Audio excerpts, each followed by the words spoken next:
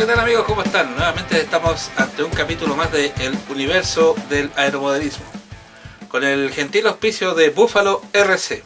Lo que necesites para el aeromodelismo en general, solamente debes enviar el link al formulario de cotizaciones que está en la página www.buffalorc.com. En el capítulo de hoy vamos a presentar una historia muy especial. Es la historia respecto al FPV en cuanto a la experiencia acá en Chile. Es una historia bastante desconocida porque muchos creen que el FPV se instauró a raíz de la creación de los drones.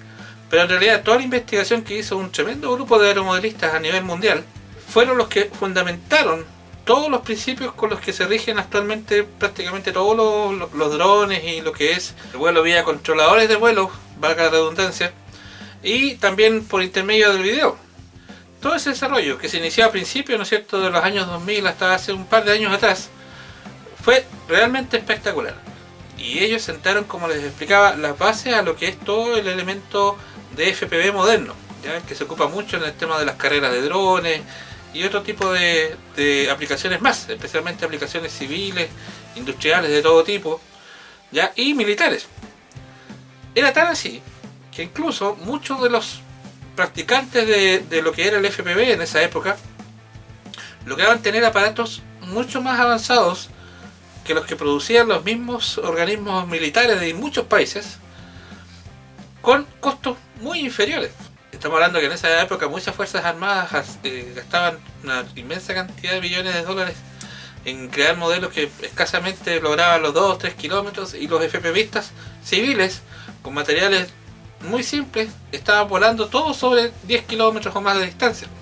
Entonces era un salto gigantesco que estaba dando el mundo civil, especialmente el mundo del aeromodelismo, en una tecnología totalmente nueva, y de los cuales fuimos muchos partícipes. Me incluyo porque también estuve dentro de ese grupo. A continuación, tengo el placer de dejarlos con dos tremendos exponentes de aquella gloriosa época del FPV nacional. Me refiero a Jorge Lezana y Christian Hott. Ambos participaron, como les explicaba, en esta tremenda época de inmenso desarrollo, junto a uno de los grandes e inolvidables exponentes también de esta disciplina, que era Roberto Arauz, que lamentablemente se nos fue a muy temprana edad. Así que amigos, este capítulo va a estar muy interesante porque es una historia que nunca ha sido contada de esta forma, y no les quito más tiempo, así que vamos a disfrutar de esta historia.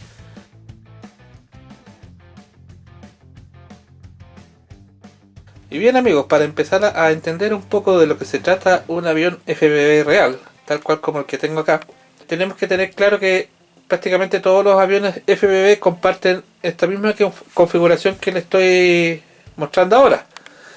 Obviamente muchos decidimos entre distintos sistemas para lograr nuestros objetivos, pero en síntesis prácticamente todos los aviones se configuran de esta misma forma, independiente de los sistemas a lo mejor que se utilicen arriba, digamos de la nomenclatura de los sistemas o del estilo de los sistemas que se usen, pero en el fondo quieren prácticamente todos lo mismo, en mayor o menor cantidad.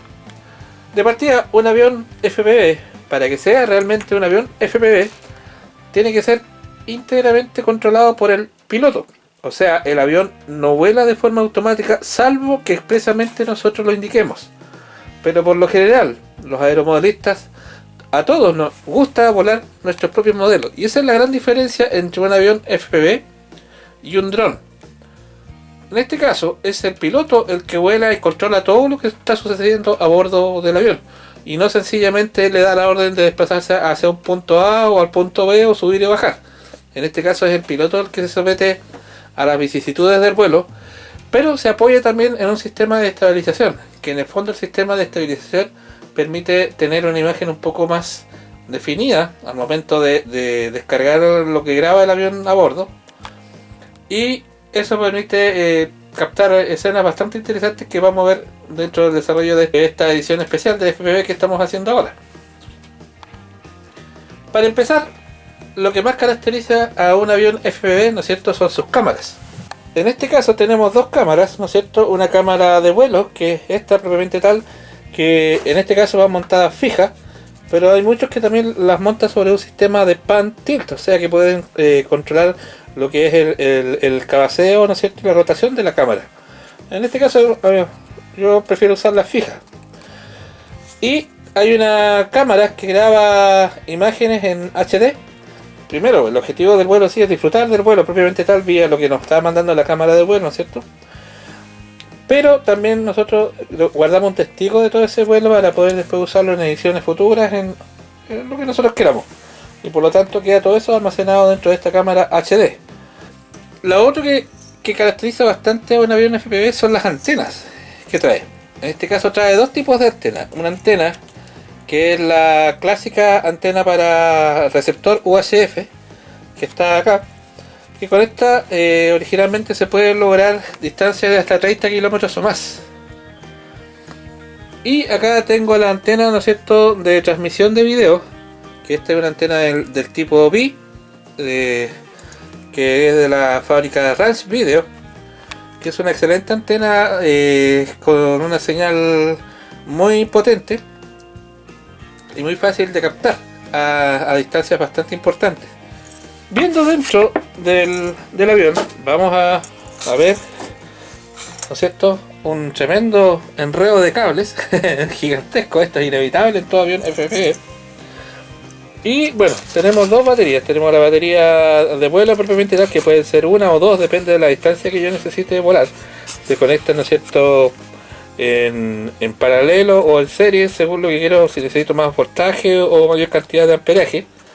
Una batería, ¿no es cierto?, para lo que es el transmisor de video, que tiene que estar siempre separado lo que es el control del vuelo de lo que es video en cuanto a alimentación, para no tener problemas de sobreconsumo.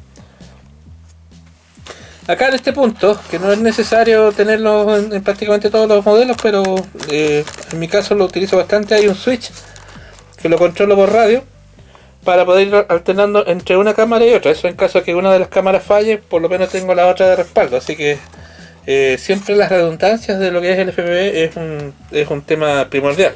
Siempre las redundancias son muy buenas para aumentar la seguridad. Acá arriba tenemos dos GPS. Un GPS que es el GPS que integra parte de los datos del estabilizador de vuelo que está acá abajo.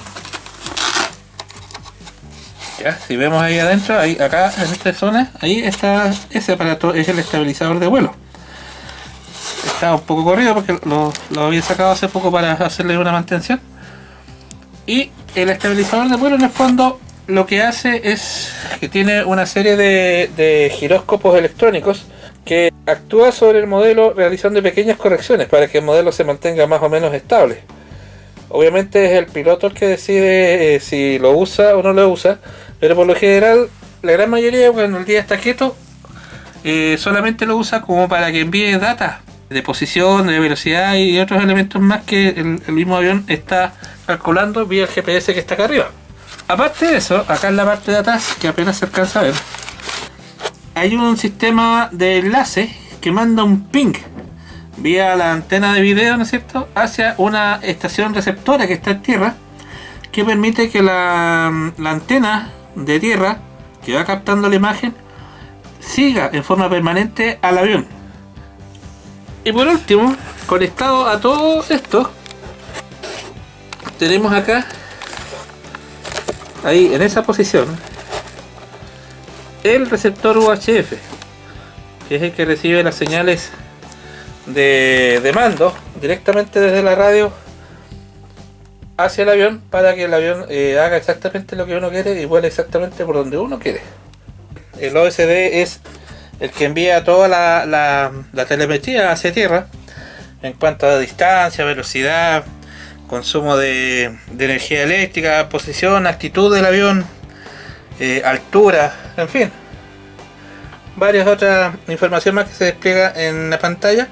Y en este caso también tiene un ping que va con un código, ¿no es cierto?, enlazado al GPS, que por intermedio de la antena de video, ¿no es cierto?, llega a la estación de tierra y permite que la antena receptora, que está representada en este aparato acá, la antena receptora haga un seguimiento o un tracking del modelo en cuestión. Este aparato tiene un pequeño motor eléctrico adentro, si ustedes lo escuchan, ¿Ya? Y con ese motor vas por intermedio de la antena, va captando hacia dónde va el ping, y la antena lo va siguiendo tanto en posición de la antena, ¿no es cierto?, como en ángulo de la antena. Si va para arriba, la antena se inclina hacia atrás; si va para abajo, se inclina hacia adelante; y si el avión va hacia la izquierda o a la derecha, el sistema tracking sigue al avión. Esto, digamos, es para distancias relativamente cortas. Estamos hablando de distancias de no más de 4 kilómetros. Toda la información, ¿no es cierto?, llega a la antena, y la antena la recibe, ¿no es cierto?, y la transmite acá, al receptor. Y nosotros al receptor nos conectamos, ¿no es cierto?, al monitor, donde podemos ver toda la imagen que va enviando el avión a través de su cámara de vuelo. La podemos ver en esta pantalla, más la información desplegada, ¿no es cierto? Y tenemos distintos tipos de antenas, según lo que nosotros queramos lograr, ¿no es cierto? Las antenas bastante direccionales, como son estas. Tenemos antenas en el formato circular, con su respectivo antena de tierra en formato circular. Y esta antena Yagi, que justamente es para la antena direccional que está acá arriba. Las antenas Yagi son de bastante distancia, y entre mejor calidad tenga una antena Yagi, más distancia se logra. Obviamente eso se hacía en la época previa, antes de la nueva normativa aérea. La radio, usamos nuestra radio normal de aeromodelismo, pero no usábamos la frecuencia 2.4 GHz, porque ya esta frecuencia no tiene un alcance más allá de 3 o 4 kilómetros. Por lo tanto, ya a partir del kilómetro y medio ya no ofrece seguridad. El fabricante no garantiza lo que vaya a pasar más allá del kilómetro y medio, es decir, una milla. Por lo tanto, nosotros usábamos preferentemente un sistema UHF, que es el que está puesto acá atrás de esta, que es una marca bastante conocida, junto con la ESUF. Y si ustedes se dan cuenta, tiene una antena bastante larga, que es una antena UHF típica. Está asociada a una alimentación aparte de la radio y conectada directamente acá atrás al puerto trainer, donde sacaba directamente los pulsos de mando que nosotros enviábamos de acá directamente al puerto trainer, y eso lo enviaba en señales de radio vía esta antena. Así que no se usaba la transmisión de la radio por su antena común, sino que la sacábamos vía UHF por intermedio de esta. Eso en el fondo es para que ustedes sepan cómo era un sistema FPV típico. Ahora ya gran parte de estos componentes, la gran mayoría de las tiendas que fabricaban estos componentes ya están cerrando debido a las enormes restricciones que están poniendo las autoridades aéreas, ya que la gran irrupción de los drones creó un tremendo problema para la aviación tradicional en general, ya que los drones pueden ser adquiridos por cualquier persona y pueden ser operados por cualquier persona sin mayor conocimiento en cuanto a leyes aeronáuticas ni técnicos de ningún tipo. Basta que la persona aprenda la secuencia de encendido y ya está volando un dron. No así estos. Este tipo de modelos, este tipo de FPV deportivos, por llamarlo de alguna forma, como es de una dificultad superior a volar un dron, pues acá primero hay que saber volar. Obviamente hay que saber volar un aparato, y después uno empieza a usarle distintos sistemas. Nosotros permanentemente teníamos el control del modelo, y nosotros nos asegurábamos de, antes de hacer cualquier vuelo, estudiar bien el área, ver cuáles eran las rutas de tránsito. Por lo general nunca nos poníamos cerca de ningún aeródromo, siempre en lugares muy alejados de ellos. O si lo hacíamos, por ejemplo, en alguna zona poblada, lo hacíamos normalmente a una altura relativamente corta y a una distancia relativamente corta. En sitios despoblados, donde el tránsito de aviones es prácticamente nulo, ahí nosotros practicábamos el FPV de muy larga distancia. Pero esa historia nos va a contar nuestros amigos a continuación, así que los dejo con ellos.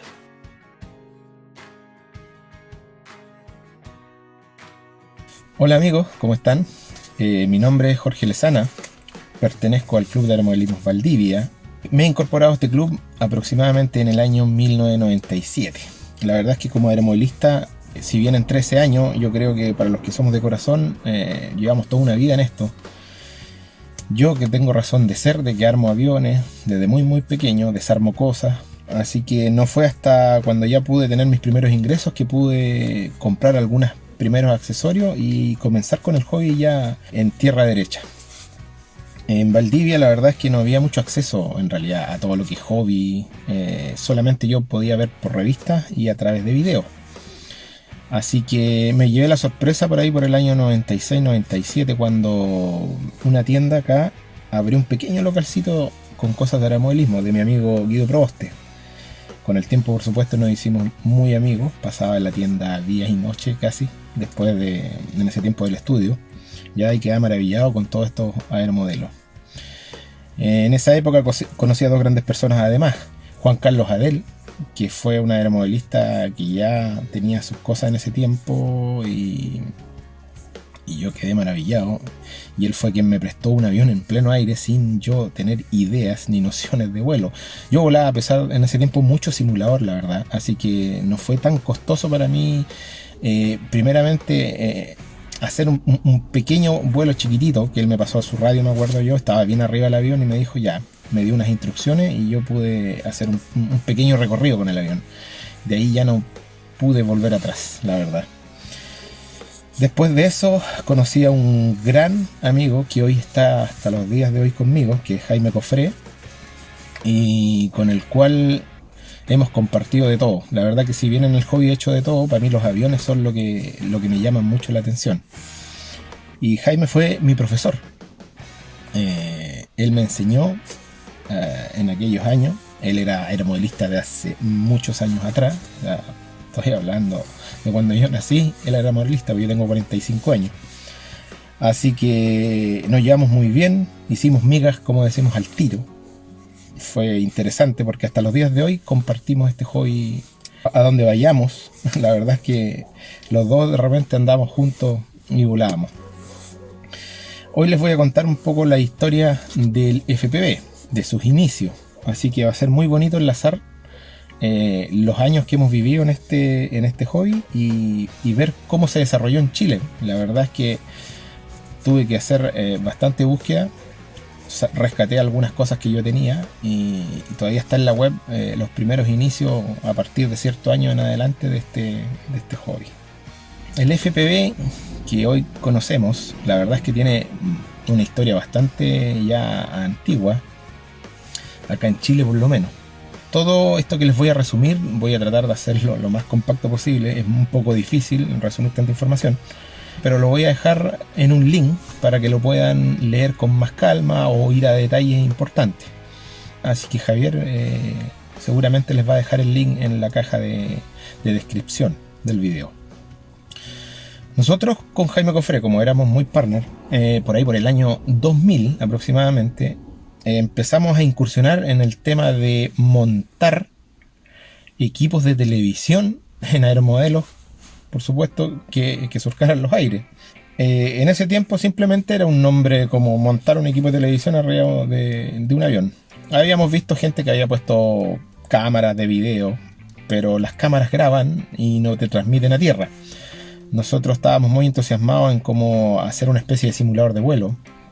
Por lo tanto, en aquellos años, Mirax, que llevaba un poco tiempo ya en Chile, trajo unos equipos de vigilancia, que eran transmisores de video en 1200 MHz o 1.2 GB, y unas pequeñas cámaras que en realidad eran bastante malitas, por así decirlo, no eran de muy buena calidad. El año 2000 tampoco había una tecnología tan avanzada, por lo tanto las cámaras eran de baja resolución y los equipos de TV de muy poco alcance, y además costosos. Pero con Jaime quisimos traer y hacer algunas pruebas. La verdad que por ahí por el año 2000 en la página van a poder ver algunas fotos. Tenemos una Sagi, comencé instalándole a una Sagi una pequeña cámara y un transmisor pequeño. Y en tierra yo tenía una pequeña cámara en aquellos años, que una Mini DV, que es muy parecida a la High 8. Y en esta cámara nos permitía entrar una señal de video. Por lo tanto podíamos grabar en el momento y en una pantallita que traía la propia cámara poder ver lo que estábamos volando. Así que fueron las primeras incursiones en temas de ver lo que el avión estaba viendo. Entonces fue muy emocionante, la verdad, porque empezamos a situarnos como un piloto virtual, llamémoslo así. Por lo tanto, del año 2000, los equipos no evolucionaron mucho, la verdad. A Chile no llegaba nada. Por lo tanto, yo me recuerdo haber tenido una webcam que tenía un poquito de mejor imagen. Además, la imagen de esta microcámara que les digo yo tenía una tendencia al color rojo. Cada vez que pasaba cerca del sol se ponía roja la imagen. Además, como la resolución era pobre, se veía muy poco. Así que al final lo que hicimos fue, yo me recuerdo haber tenido una webcam con las propiedades y características que necesitaba. La desarmé.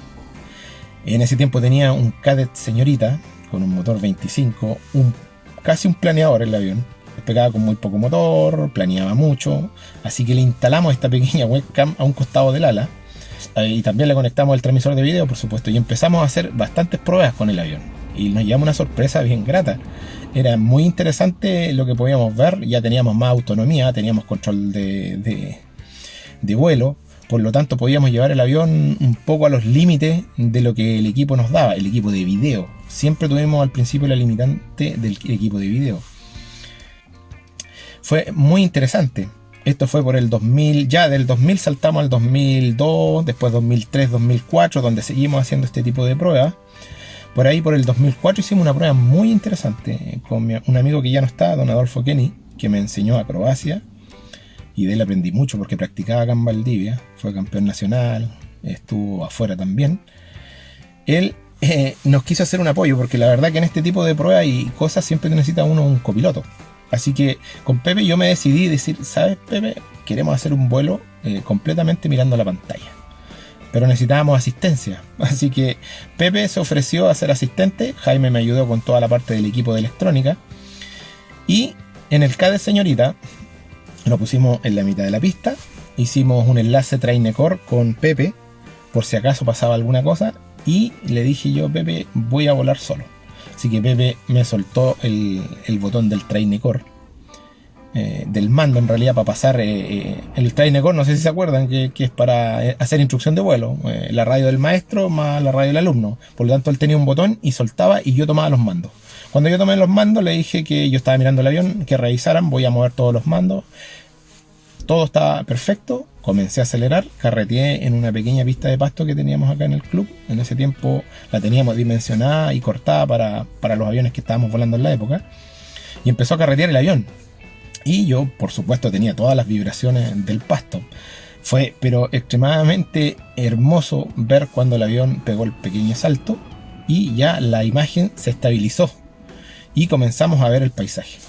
Yo me di varias vueltas, la verdad, en la pista, y cada vez que dábamos una vuelta nos íbamos expandiendo un poco más para ir viendo cómo se comportaba el transmisor de video. Yo ya tenía bastantes nociones de posición, porque ya había volado simuladores, por lo tanto volaba Cessna y otros aviones, entonces ya más o menos, más encima tenía un mapa cargado en un simulador de Valdivia, así que por lo menos el entorno lo tenía en simulador en el cerebro, y lo que estaba viendo era muy muy similar. Por lo tanto dimos un par de vueltas, fuimos agrandando el cono hasta que empezamos a tener interferencia alrededor de los 300 metros. Empezaron a ver los famosos glitch, que son los cortes de video. Y bueno, no nos seguimos expandiendo, di un par de vueltas más y le dije a Pepe, voy a aterrizar. Le dije, Pepe, atento por cualquier cosa. La verdad es que Pepe fue solamente un asistente, el vuelo lo hice completamente autónomo, mirando la cámara de la Mini DB. Y aterrizamos y fue, pero alegría total.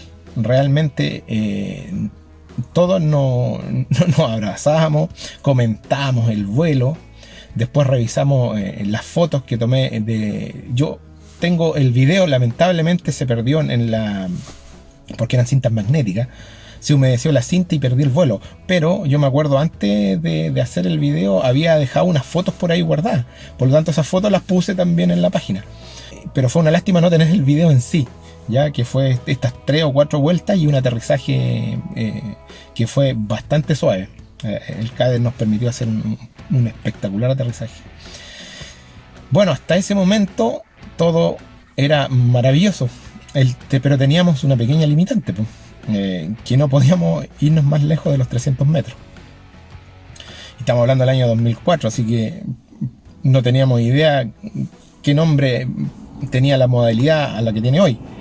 Así que fue muy interesante ver cómo se recorrió el espacio del 2000 al 2004. De este tiempo hasta el 2007 o finales del 2007 veíamos cómo los equipos empezaron a evolucionar, los transmisores de video. Yo me seguí volando en otras áreas y dimos todo este tiempo para que la tecnología un poco avance. Así que fue muy interesante empezar a ver los primeros equipos transmisores de más potencia y cómo la tecnología fue mejorando la transmisión y la recepción. Fue interesante porque empezaron a achicarse más los equipos, menos potencia de transmisión y supuestamente más alcance. Lamentablemente en Chile era imposible, no teníamos los medios para importar, pero tuvimos la suerte de que un amigo que era piloto de LAN, amigo de Jaime, hicimos contactos por aquí y por allá y logramos que él nos trajera el primer equipo FPV. Ya más o menos, ¿en qué consistía la verdad? Era unas gafas, que todavía las tengo, ¿ya? Y un pequeño transmisor con su receptor, pero un pequeño transmisor de 10 miliwatts. El fabricante nos aseguraba por ahí por los 800 metros, y yo dije, wow, lo miré y era ínfimo. Y este primer equipo que nos trajo, había que montarlo sobre un modelo. Jaime ya había visto, me había comentado que había un excelente motovelero que se llamaba Easy Star, ¿ya? Y yo ya lo había visto en un par de videos y un par de foros, porque ya yo en ese tiempo ya empecé a buscar información un poco más detallada en foros, pues, y me encontré foros en Estados Unidos, en Europa, ya, Argentina, España. Fue muy interesante. Y ahí empezamos a recopilar modelos. Jaime me dijo, este es el modelo. La verdad que llegó el modelo, él lo pidió primero el año 2007, a finales del 2007. Vimos el avión y era espectacular. Nada que decir, muy liviano, con una capacidad de vuelo extraordinario. Así que decidimos a montar el primer equipo, que llegó el mío, después llegó el de Jaime, nos compramos dos equipos iguales. De mi avión también después llegó. Así que nos decidimos a montar todo este equipo en el avión de Jaime para hacer las primeras pruebas. Así que fue muy interesante ver este primer avance. Ahí recién, estamos hablando del año 2007-2008, empezamos a entender que esto se llamaba FPV, First Person View, vista en primera persona, ¿ya? Y nos recordamos para atrás que nosotros habíamos comenzado hace mucho antes haciendo este tipo de pruebas. Y nos encontramos que todo el mundo se había entusiasmado con esto por ese año. Así que esto fue un boom que creció exponencialmente en esos años, así que fue muy, pero muy entretenido. Bueno, después de haber hecho las primeras pruebas, todo lo que tenía que hacer con el Easy Star, también tuvimos todo un periodo de investigación en los foros. Nos dimos cuenta que en Argentina también estaban en el mismo plan. Ya yo antes de comenzar a volar había visto a Armando Bianchi, el nono, el nick de los foros. Y por supuesto en España había un argentino, Sergio, que se fue a España, y él allá también estaba haciendo lo suyo, aunque habían españoles por supuesto que ya estaban armando sus primeros equipos. Fue bien interesante esa parte porque pudimos ver setup, los aviones que estaban usando, que concordaban un poco con el tipo de avión que nosotros íbamos a probar acá. Pero antes de ello yo estuve viendo muchos videos de un que eran europeos. Este personaje, el nick se llama FPV Leif, ya. Este tenía unos paisajes allá pero impresionantes. Fue ahí donde yo empecé a ver lo que quería hacer en FPV en realidad, porque el FPV daba para mucho, daba para hacer turismo, a mí lo que particularmente me gusta. Otros les gustaba, no sé, volar lo más lejos posible, lo más alto posible. La verdad que los récords de distancia y altura a mí nunca me llamaron mucho la atención, a pesar de que igual incursioné en ellos una vez que tuve mi equipo bien armado. Pero el tema era que ya teníamos un equipo, teníamos un avión, y empezamos a hacer estos primeros vuelos con alcance bastante considerable. No era menor en ese tiempo hacer un vuelo de 900 metros, 1 kilómetro, ¿ya? A muchos le decían, no, 1 kilómetro, pero 1 kilómetro volando en un avión no deja de ser, en cuanto a distancia, cuando tú das el giro y miras, Es bastante particular la sensación, ¿ya? Sobre todo en la vuelta, parece que no avanzas, se demora todo más, ahí el tiempo se pone muy relativo. Ahora, como estábamos volando un poco más allá de los perímetros que nosotros habíamos volado antes en un avión, había que tener ciertos márgenes de seguridad. Así que nos preocupábamos mucho de tener un entorno despejado, a pesar de que nuestro club estaba muy cercano al club aéreo. Teníamos comunicación con el club aéreo, teníamos una radio, podíamos escuchar los aviones cuando salían al hangar. Por lo tanto, nuestros vuelos siempre asegurándonos nosotros de, en el momento de sentir algún avión que ya iba pronto a salir, nos acercábamos obviamente, bajábamos la altura y tratábamos de volar en lo más ras posible. También usábamos el río acá porque está muy despejado, poco peligro. Así que empezamos a hacer medidas de seguridad ya en ese tiempo, ya que eran bien importantes.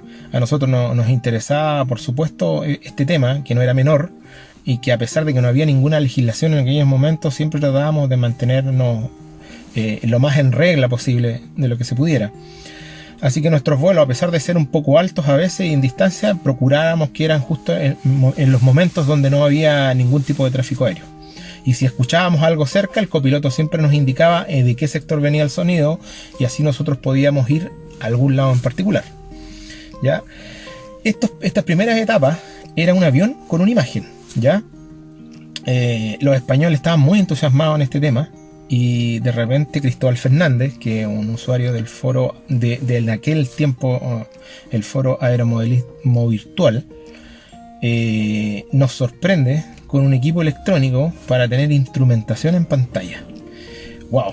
Esto cambió de un vuelco drástico, a pesar de que alguien se estaba escuchando que por ahí la instrumentación era importante en los tipos de vuelo. Nosotros nos iniciamos sin esta instrumentación, por lo tanto siempre sabíamos dónde estábamos volando, la distancia que estábamos volando, porque teníamos puntos de referencia, tomábamos todas las medidas de seguridad, le sacábamos el alcance a la radio para saber que a esa distancia que íbamos a volar el avión iba a tener control, por lo tanto sabíamos dónde estábamos. El tema de la instrumentación fue algo realmente un boom. Cristóbal Fernández nos facilitó un código, era un código abierto, a pesar de que él no divulgó propiamente tal el código.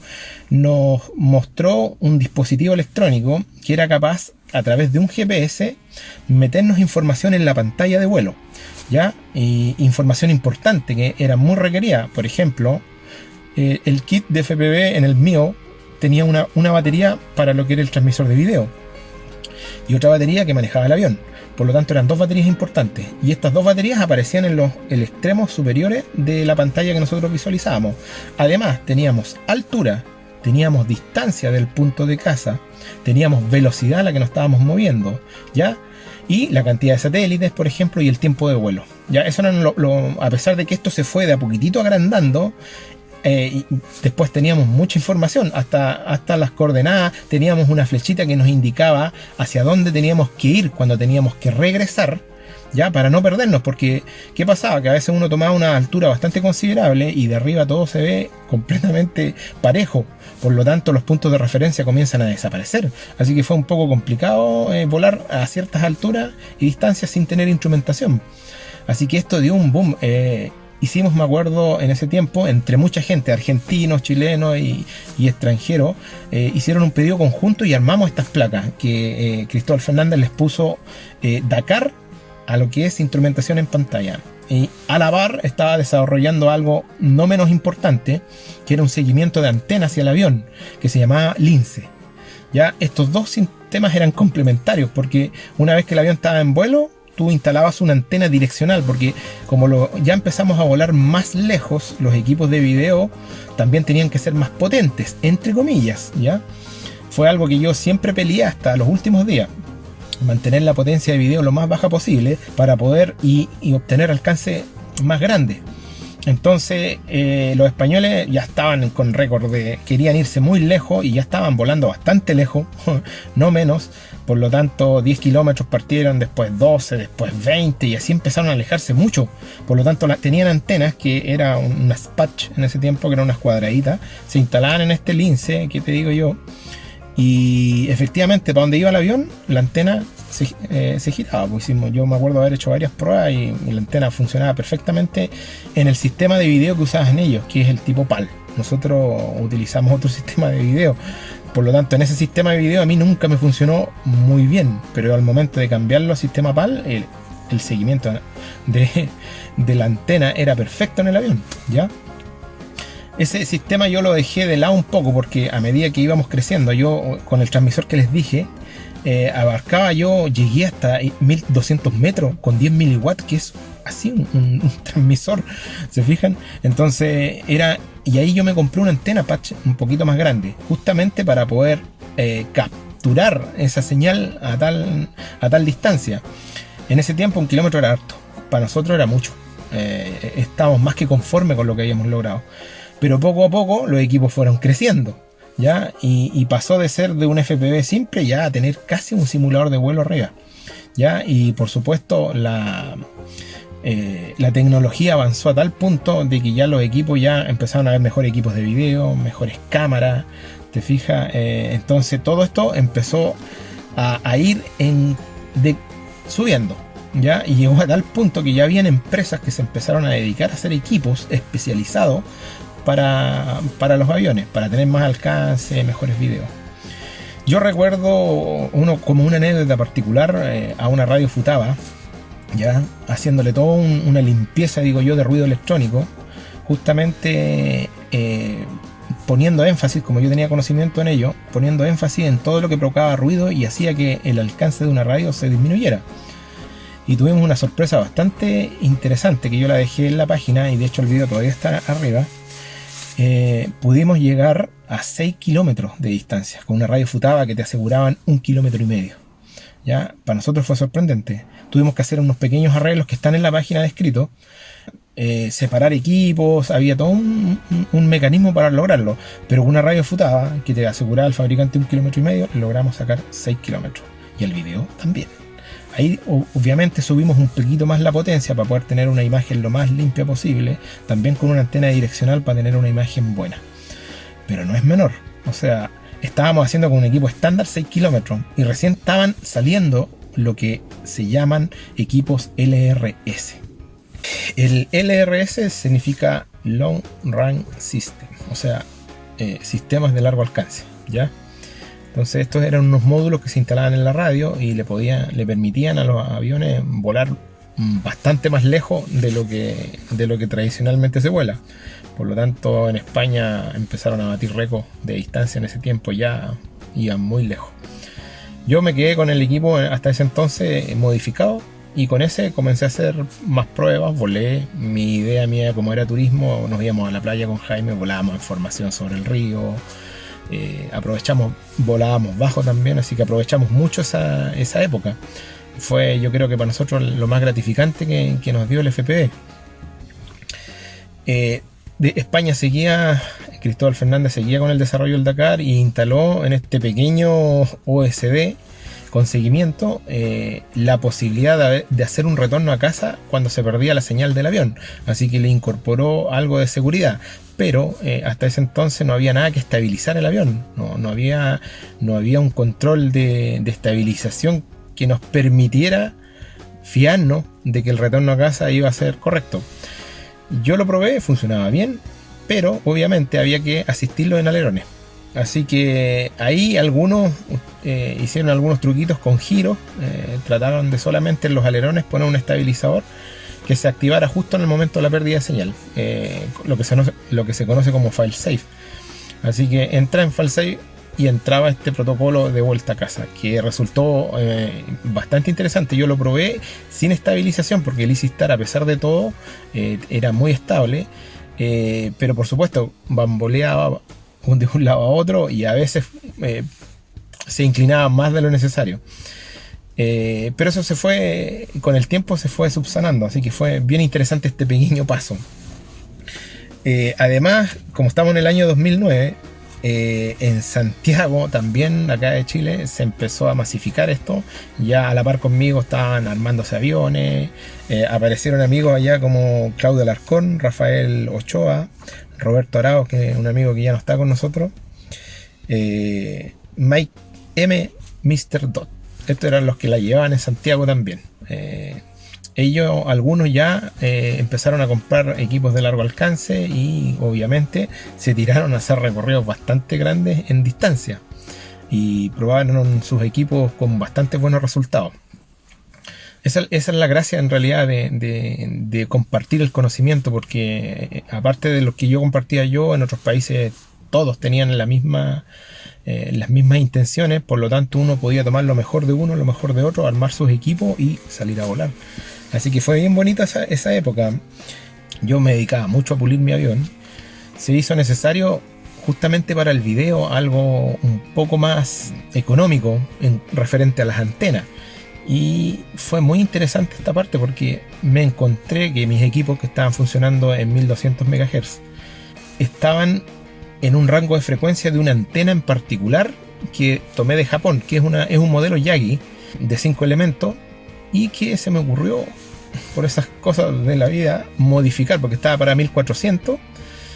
Yo apliqué una fórmula y la reduje un poquito más, el tamaño no era muy grande, para que funcionara en 1200 MHz. Nos llevamos la sorpresa de que funcionaba demasiado bien. Fácilmente eran 9 kilómetros de video que podíamos tener con esa antena. Es una antena direccional que se ponía en vertical. Y dije, no, esto tengo que compartirlo. Así que en la página también está.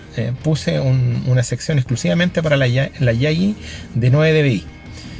Esta fue pero muy cotizada. En Argentina, sobre todo, mis amigos de allá de Córdoba me pidieron que por favor les entregara un plano lo más detallado posible.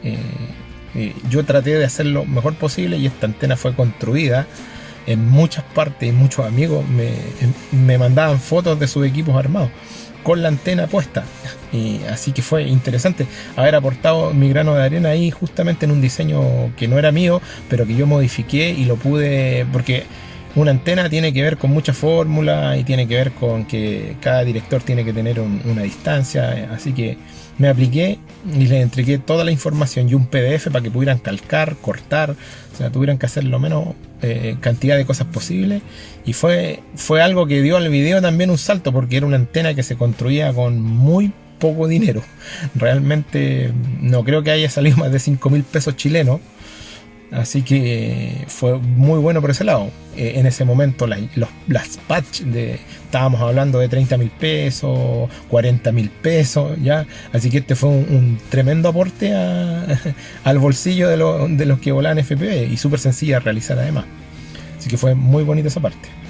Bueno, todos estos desarrollos que fuimos logrando los íbamos publicando en la página. Así que por ahí, por el 2010, los amigos de Argentina quisieron realizar un encuentro que al final resultó ser un encuentro nacional e internacional. Me invitaron, así que fue una invitación muy grata. Me pagaron los pasajes en avión para llegar allá, así que pesqué mis pilchas, digo yo, todas mis cosas. Mi intención era ir a reportear, porque en ese momento estaba todo a la mano. Todos estaban adquiriendo diferentes tipos de elementos electrónicos para sus aviones, así que llevé mi cámara, un par de cosas, y mi idea era reportear. En la página, en el blog de FPV que tengo yo, dejé en la parte de viajes. Este viaje fue hermoso, conocí a grandes personas, más allá del vuelo, digo yo, más allá de la tecnología y de lo que logramos, era como si hubiésemos sido hermanos. Así que le voy a mandar un grato saludo allá. Además me comunicaba con ellos por foro, así que fue conocerlos en persona. Álvaro Mastronardi, Gustavo Stierli, Jorge Sueldo, el Nono Armando Bianchi, el Cura Walter, Emanuel, Nando, Carlos DMA, Aerotecno, M Hacker, HMR, Dan24, San Luco, Que Piloto, etcétera, etcétera, etcétera. La verdad que para mí ese encuentro marcó un antes y un después en lo que es el tema del FPV. Realmente ahí conocí tecnología. Bueno, antes de irme a Córdoba, pasé a Santiago. Y en Santiago conocí yo a Rafael Ochoa y a Claudio Alarcón. Claudio en ese tiempo estaba volando los primeros quad, ya tricópteros y todo, estaba haciendo pruebas con ese tipo de equipo que recién estaban empezando a hacer auge acá en Chile. Así que de pasada nos tomamos un par de fotos, conversamos, Rafael me invitó a su casa, vi un poco el despelote que tenía ahí en un taller provisorio, todos los equipos que se había pedido, los que tenía que armar. Así que fue interesante ver ahí a los compatriotas ahí armando sus propios equipos. Fue muy bonito. Y de ahí yo tomé rumbo hacia Argentina. Acá, en esa misma época, estamos hablando de 2009, 2010, 2011, también estaba Roberto Arao, que fue quien hizo las batallas de largo alcance, acá ya con equipos ya más sofisticados. Ya estaba Miken M, Mr. Dot. Era el grupito de FPV de la zona central. Bueno, Roberto se dedicó ya a lo que es récord propiamente tal. Ya los equipos LRS estaban desarrollados, por lo tanto él pescó equipo y llegó con un avión ya que volaba lejos. Ya, y él fue ahí importante porque le empezaron a caer de todos lados. Le empezaron a caer preguntas de cómo armaste, qué ocupaste. Así que Roberto fue un referente ahí en la parte central en cuanto a equipos de largo alcance. Ya, como siempre, muy buena disponibilidad a todos los que somos aeromodelistas, así que el conocimiento se difundió bastante rápido. Y Roberto se juntó obviamente con la gente de su zona y armaron un pequeño grupito que se dedicaban a tratar de ir lejos o probar los equipos hasta donde podían llegar. Me recuerdo por ahí unos 10 kilómetros de Roberto, uno de los primeros récords nacionales con equipo LR. Yo hice el primero en 6 kilómetros con equipo estándar, digo yo, que no había un equipo de largo alcance, sino que pequeñas modificaciones en el avión permitieron llegar un poco más lejos. Pero Roberto empezó a marcar pauta. Después de mi viaje de retorno, llegué con toda la información, armé la página, se las armé a ellos y para que vieran la experiencia acá en Chile de lo que era estar en un encuentro en otro país con tecnología bastante superiores. Ya habían transmisores de 5.8, los quad eran bastante más robustos, ya más grandes, se podía visualizar para dónde iba todo esto. Así que acá en Chile poco a poco empezó a tomar auge.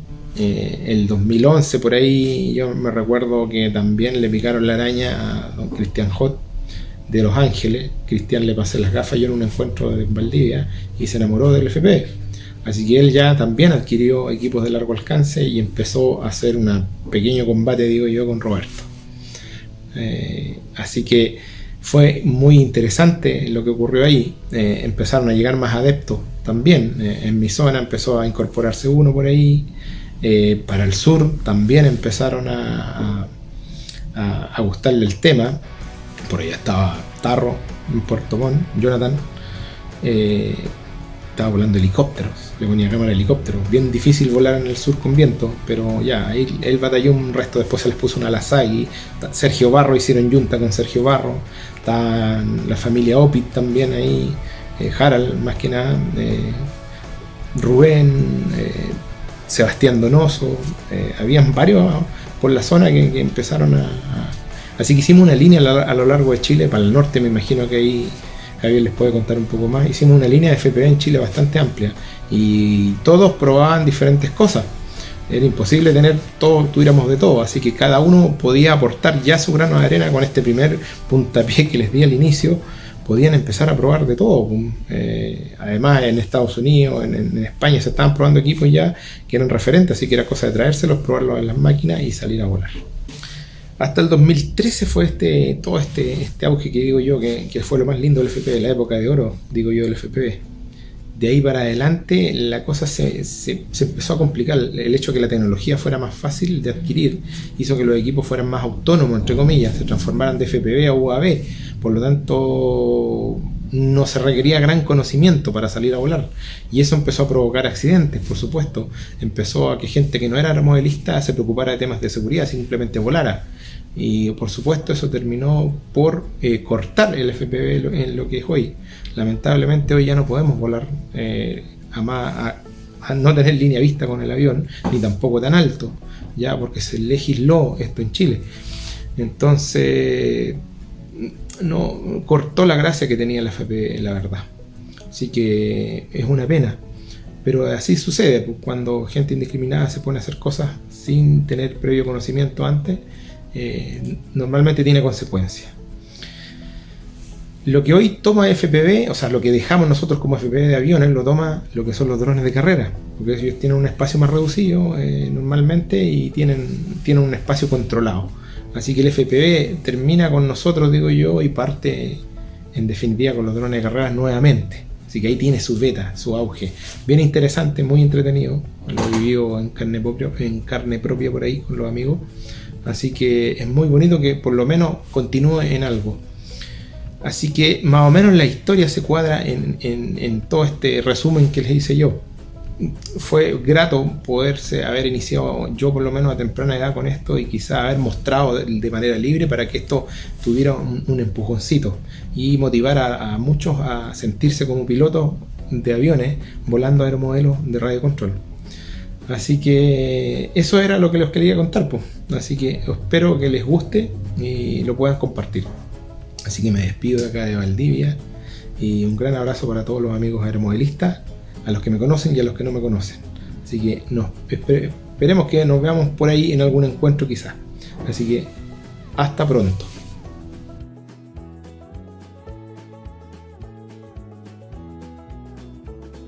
Javier, mucho gusto a todos, muchas gracias por invitarme de nuevo a este programa y los voy a hacer pasar a este lugar sagrado para todo aeromodelista que es su taller.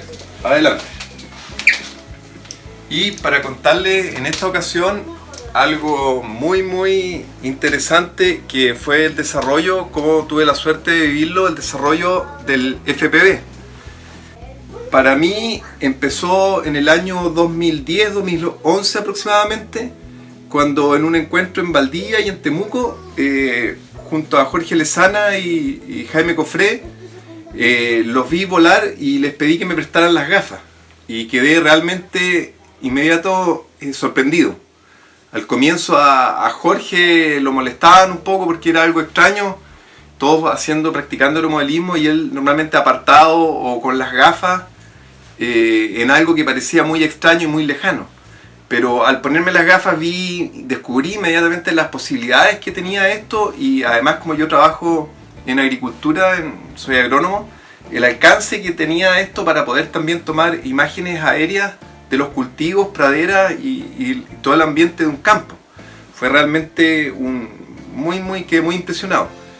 Jorge llevaba ya años trabajando en esto y el desarrollo que hizo me ayudó mucho porque todo el avance que él hizo yo lo aproveché y sin tener que gastar en cosas que no servían, inmediatamente pude gracias a la desinteresada ayuda de ellos, comprar las cosas y partir ya con un nivel muy bueno. Y los dos, Jaime Cofré especialmente, sigue siendo un gran apoyo en todo, ¿eh? Entonces Jorge fue realmente un pionero en esto. Ya en esos años él había empezado todo lo que eran las plataformas de internet que antes no estaban, y él ya subía, me acuerdo un concurso que hubo en España de filmaciones aéreas. Él subió unos vuelos en Licanray que obtuvieron el primer lugar por voto de gente. O sea, podríamos decir que ya era campeón mundial de FPV en esa época, ¿eh? Eso fue el 2010-2011. Y después acá en Los Ángeles, con la ayuda de Antonio Catalán, el gran amigo de Don Toño, él me fue ayudando y haciendo de copiloto en muchos vuelos y empecé el desarrollo. Javier me pidió principalmente que contara algunas cosas de vuelo de long range, o sea, de larga distancia, que fue lo que más avancé en ese tiempo.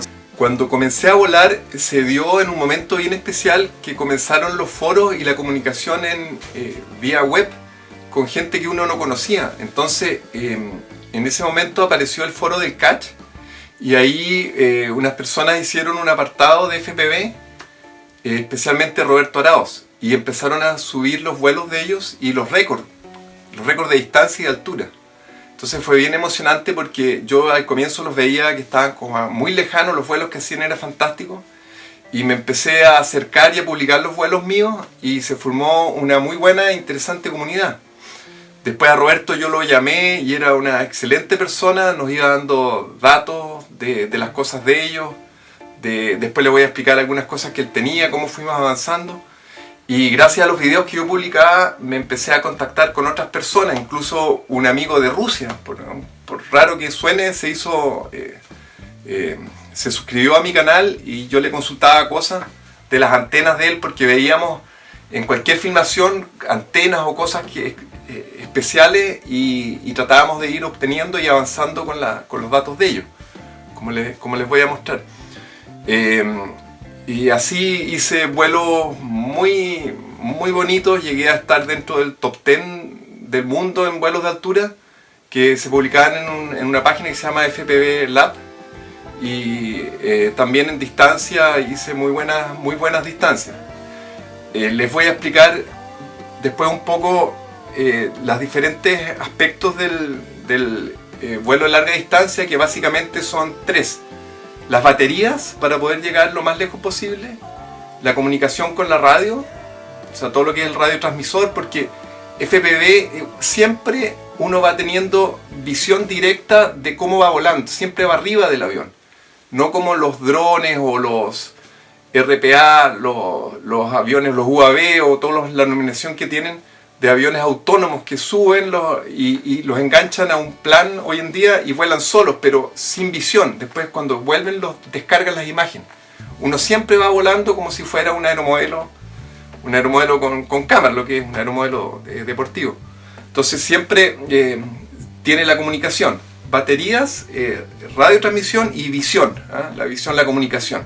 Y esos 3 aspectos se los voy a comunicar después.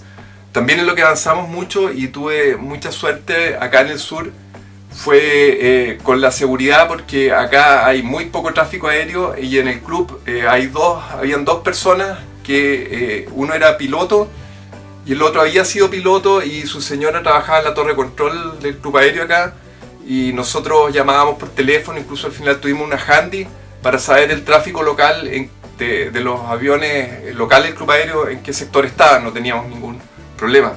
Además que en las zonas rurales, aquí a kilómetros de distancia, se escucha una avioneta y siempre cumplimos con la seguridad y con lo que en ese momento era la reglamentación. Eso es lo que quiero dejar primero bien en claro.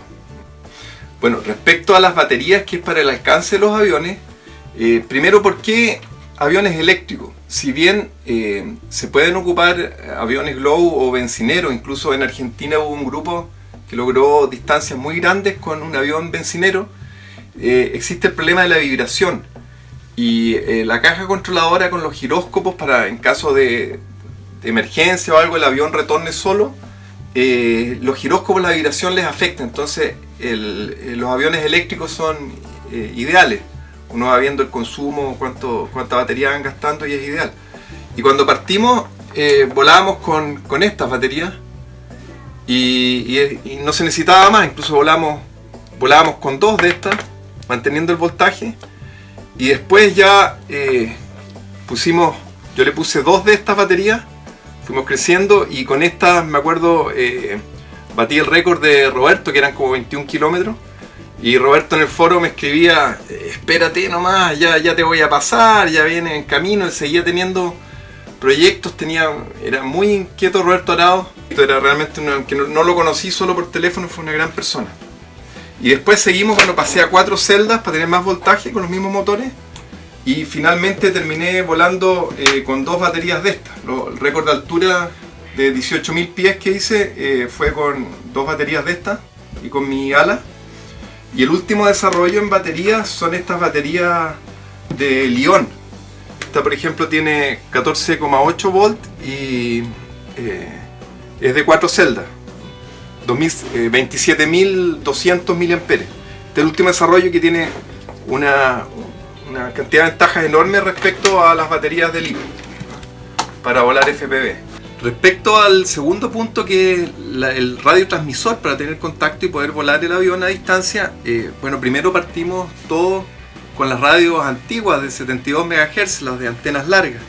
Y ahí también Jorge Lezana tuvo, yo creo, uno de los récords del mundo. Llegó a bastantes kilómetros con esa radio. Y después, para poder alejarse más, ya empezamos a volar con otra frecuencia. Y finalmente aparecieron estos receptores que se llaman Diversity, que se les puede poner 2 antenas.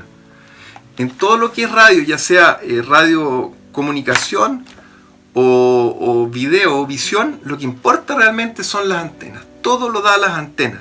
La antena es lo que hubo también un desarrollo bien grande. Partimos con estas antenas, que es la que trae los equipos en recepción, que son unas antenitas monopolo y de polarización lineal. Todo lo que es en radio es polarización lineal, que les voy a explicar después el salto que hubo en los videos. Y esta es la misma con un extensor, ¿cierto? Y después pasamos a las antenas dipolo. Y acá hubo un colega en Viña del Mar que a partir de las antenas monopolo, él hacía estas antenas para tener mucho mejor recepción. Aquí hay otro modelo, esta es de BAS, una de las empresas que fabrica antenas, que es de Canadá. Y esta es la misma, solamente que la parte de abajo está enrollada, entonces sirven también para cuadricópteros o esas cosas. Y en el transmisor van estas antenas que son bastante comunes. Incluso esta la compré para radioaficionados, en una tienda de radioaficionados en Santiago. Y también hice ahí una innovación que, a pesar de que son más pesadas, en mi ala, que fue con la que llegué a la mayor distancia, puse en una de estas antenas de recepción una de estas. Por el lado del transmisor, o sea, estas se pueden ocupar en el transmisor y son omnidireccionales. La frecuencia va hacia todos lados. Pero para poder llegar más lejos ya empezamos después a ocupar antenas direccionales, como esta que se conecta directo a la radio, y ya fue realmente también un avance. Y finalmente, para tener toda la seguridad y ya cuando estábamos metidos en vuelos a bastantes kilómetros, nos pasamos en el caso de las antenas, a veces el tamaño sí importa, que es el cañón de transmisión, y con esto la transmisión es sólida y la recepción es sólida a kilómetros y kilómetros de distancia, en cuanto a la radio, disculpen. Y les quiero mostrar el avión este, que es Skywalker, que fue el primero que tuve, y fue una importación también, imagínense, el año 2010, 2011, que hizo Jean-Paul Parterrieu, un aeromodelista de Temuco, muy inquieto, que partió también con FPV y trajo el avión, y es el que sigo ocupando. Yo no he volado kilómetros y kilómetros, horas de vuelo de FPV, y por suerte nunca he tenido ningún problema. O sea, eso demuestra la seguridad también de estos vuelos. Y aquí están las antenas de recepción de radio, como les decía, esta es una dipolo, esta es una monopolo de radio, y el transmisor de video. Y ahora les voy a explicar todo en cuanto a lo de video. Aquí ya hay una cámara que se gira y sube y baja, y uno puede ir mirando hacia los lados. También acá hay cámaras que se pueden incluso guiar poniendo un giróscopo en el gorro, se llaman Heat Tracker, y uno va moviendo la cabeza y se va moviendo la cámara, pero en realidad es más complicado porque ya basta que el avión se vaya moviendo para que también la cámara con la cabeza se pueda ir moviendo, puede producir desorientación. Entonces basta con estas cámaras que se van moviendo con la radio, de forma mecánica. Ya explicamos las baterías, cómo con mejores baterías nos permitió llegar más lejos, hacer mejores vuelos, y también la transmisión de la radio.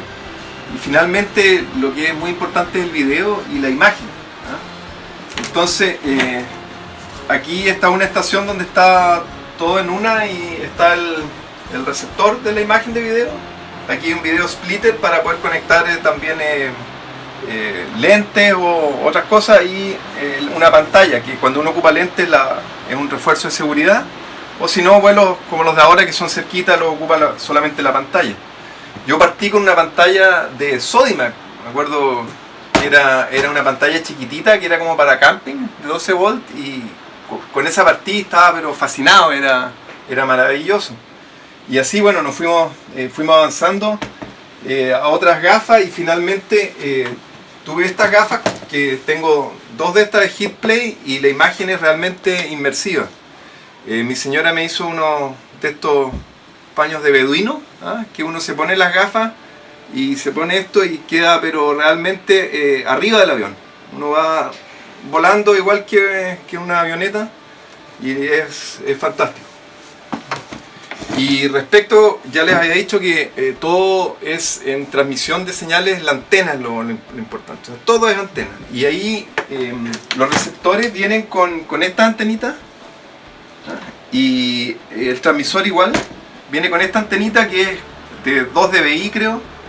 Todo se mide en dBi, la antena es la medida de la capacidad de recepción que tienen, y son de polarización lineal. Entonces el avión tiene que tener también la antenita en esta forma para que se comuniquen bien.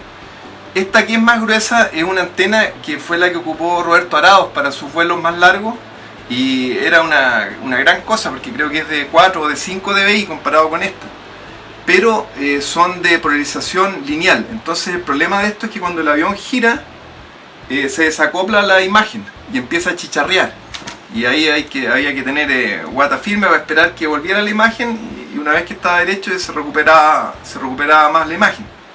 También, bueno, también el avión, como lo va a explicar seguramente Javier, tiene retorno a casa, que es la gran ayuda, y autobalance y retorno a casa.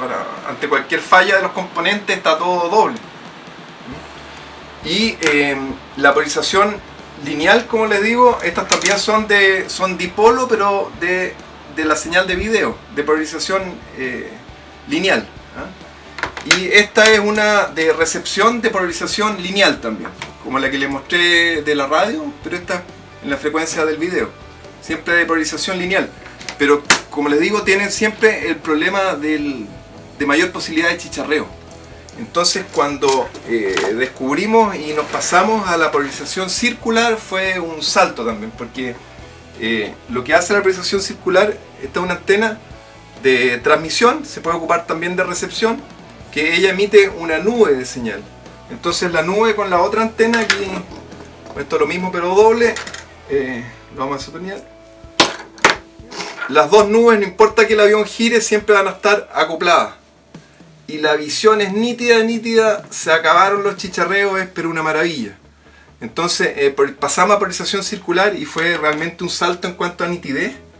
Y finalmente el último desarrollo de antenas que hubo fueron estas, que son de polarización circular.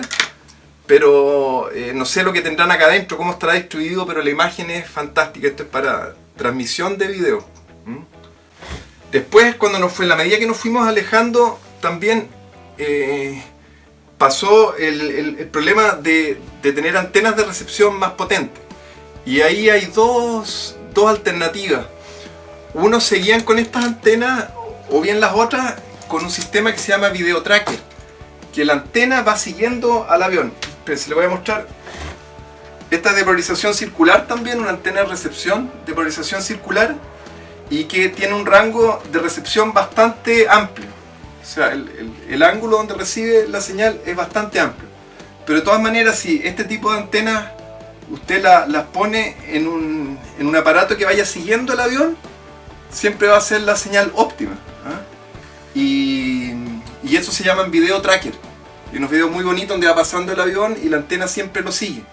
El problema de eso es que cuando el avión está muy lejos y puede haber alguna interferencia en la señal de video, la ubicación del avión va encriptada ahí en la señal del video. O hay otro sistema que la manda aparte, pero siempre el avión le está mandando al equipo la ubicación de él. Y eso se puede fallar, y en ese momento podría volverse loco tratando de buscar el avión y perdemos la señal.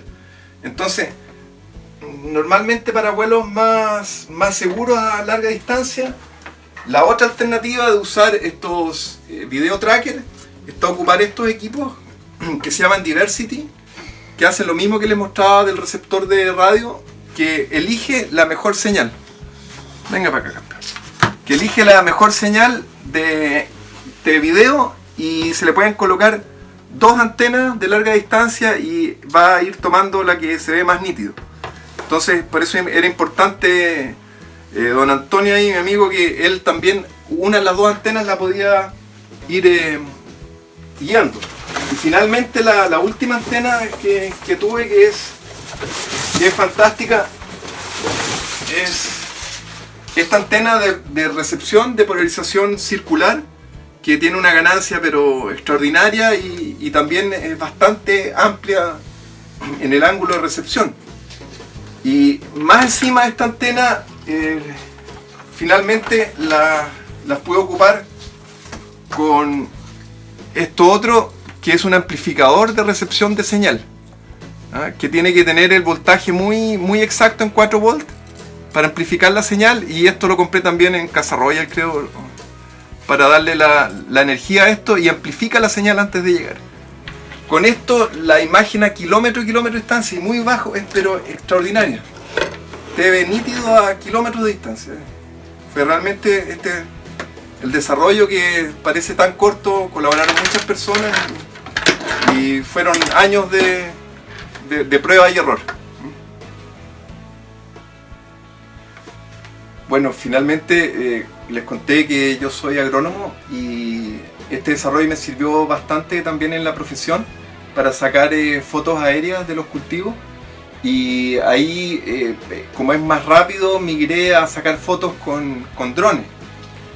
Y finalmente la empresa me apoyó también, participé en un congreso de agricultura de precisión y fundamos la Asociación Chilena de Agricultura de Precisión, y nuestra empresa contrató a una persona especialista en esto, en Digital Farming, para tomar también sacar fotos satelitales, interpretarlas y ayudar en todo lo que es agricultura de precisión. La empresa me apoyó con cámaras termales y multiespectrales, pero finalmente les cuento que no es lo mismo que el FPV deportivo. O sea, mi corazón está en el FPV deportivo, porque cuando uno va a un campo y tiene que tomar las imágenes o tiene que volar y no hay buen lugar, hay mucho viento, hay toda una presión detrás por sacar los resultados, y pasa a ser un trabajo, aunque lo haga con el avión, pasa a ser un trabajo, y no es lo mismo que el FPV deportivo. Finalmente, lo que les quiero comentar, que hoy en día yo en los vuelos me rijo por las normas de la DAN 151, que nos limita a volar a 100 metros de altura y con contacto visual, que son unos 600, 800 metros máximo. Y sin embargo, quiero hacer un llamado a que con esta legislación dejan totalmente fuera el FPV deportivo. No hay espacio en el cielo para el FPV deportivo. Les voy a contar brevemente. Cuando uno es piloto civil, va a un club, toma las llaves del avión y por radio indica que va a hacer un vuelo local, más o menos al sector de Coihue, póngale, y sale a volar con su avión y listo. Si tiene un paramotor, va a cualquier lugar, a cualquier campo, y se sube a su paramotor y sale volando. Incluso los ultralivianos menores a un cierto peso no se necesita ni tener licencia de piloto civil. Sin embargo, para poder seguir volando esto a más de 800 metros de distancia, tendríamos que tener primero un avión certificado. O sea, que el avión, todo lo fabricado ya queda fuera. Tiene que ser un avión comprado con placa para vuelos UAV o RPA, que es aviones dirigidos remotamente. Meten todos los aviones, o sea, aviones gigantes, volados, como le digo, que los despegan, le aprietan un botón y ellos hacen su vuelo totalmente autónomo, lo meten en el mismo saco con el FPV, donde uno va mirando por las gafas todo lo que sucede, y es totalmente diferente el tamaño del avión, todo lo demás. Entonces, incluso lo que se está viendo ahora, que quieren que todos estos aviones tengan un GPS incorporado que va en tiempo real, dando la frecuencia de dónde está, como una caja negra. Y para el caso de los aviones civiles, solamente los más grandes tienen caja negra, el club aéreo ninguno tiene una caja negra, pero nosotros sí lo vamos a tener que hacer. Y para poder volar hay que primero solicitar el vuelo, decir dónde va a estar, todo esto con un costo cada trámite. Luego se emite una NOTAM, o sea, a todos los clubes aéreos de Chile se dice que tú vas a volar en tal día, en tal sector tu avión, y recién ahí puedes volar, y más adelante con un GPS que lo puedan ir rastreando en tiempo real. O sea, realmente es algo mucho mayor de exigencia, casi a nivel de un Boeing, comparado con otras áreas de la aviación deportiva. Realmente, y eso es básicamente porque quedamos entre dos cosas. Por un lado, la influencia de todo el tema militar que en algunos sectores se están usando y desarrollando, y por otro, a futuro, la guerra por comprar el espacio aéreo de las ciudades y tal vez de todos los lugares para los vuelos de los drones autónomos. Usted va a pedir un Uber, le va a llegar al jardín de su casa, eso es lo que se supone, o van a traer las cosas por Amazon, y esos quieren un espacio libre. Incluso le podría afectar a todos los aeromodelistas. Creo que aquí hay un llamado un poquito a la cordura, a dejar un espacio para el FPV deportivo, que es realmente apasionante y seguro.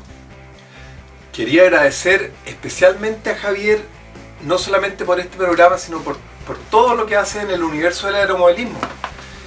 Muchas veces los aeromodelistas tenemos diferentes ramas y entre nosotros prácticamente ni nos conocemos. Los que hacen maquetas, los control, los que hacen acrobacias, cada uno tiene su mundo. Y dentro de eso, el mundo más hermético claramente fue el del FPV, lo que pasó con el FPV y la comunicación que teníamos entre todos nosotros, una comunicación subterránea. Y Javier precisamente formó parte de esto. Él construyó en el norte un avión propio, el Explorador Azufre, y con él tomó hermosas imágenes de toda la costa de Vallenar, del desierto, y fueron las primeras grandes producciones en YouTube de Javier con el Explorador Azufre. Así que él forma parte de esto y sabe mucho de FPV también. Muchas gracias, Javier, a ti y a todos los que nos escuchan. Y bien, amigos, como ustedes habrán dado cuenta, el FPV tradicional, el FPV de aviones, propiamente tal, fue el padre de todo lo que se conoce como el FPV actual. Todos ellos, Roberto Arauz, ¿no es cierto?, Jorge Lezana, Cristian Hot, Jaime Cofré, en fin, un montón de personas que sería bastante largo de nombrar acá, pero todos fueron, y cada uno fueron muy importantes en lo que es el desarrollo de las técnicas modernas de vuelo por videocámara y controles de estabilización en vuelo. Una comunidad muy grande que estuvo trabajando a nivel mundial para sentar las bases de lo que es la tecnología actual en cuanto a vuelos larga distancia y todo lo que tiene que ver con dispositivos civiles UAV y de vuelo remoto. Así que en realidad hemos tenido un privilegio enorme de conocer la historia directamente de ellos. La próxima entrega de esta miniserie de FPV vamos también a tener a otros exponentes de esta magnífica disciplina, y también voy a contar mi historia personal para que ustedes conozcan un poco también de las actividades que he realizado desde siempre. Así que, amigos, nos vemos la próxima semana. Por favor, cuídense mucho. Ya estamos a puertas, ¿no es cierto?, a un nuevo cambio en la situación actual, así que esperemos ya volver luego a las pistas. Terminen esos proyectos que tienen pendientes, inicien nuevos proyectos, ¿no es cierto?, reparen lo que les falta por reparar, y nos estamos viendo la próxima semana en otro interesante capítulo del universo del aeromodelismo junto a Buffalo RC. Nos vemos, hasta luego, muchas gracias, por favor suscríbanse y compartan.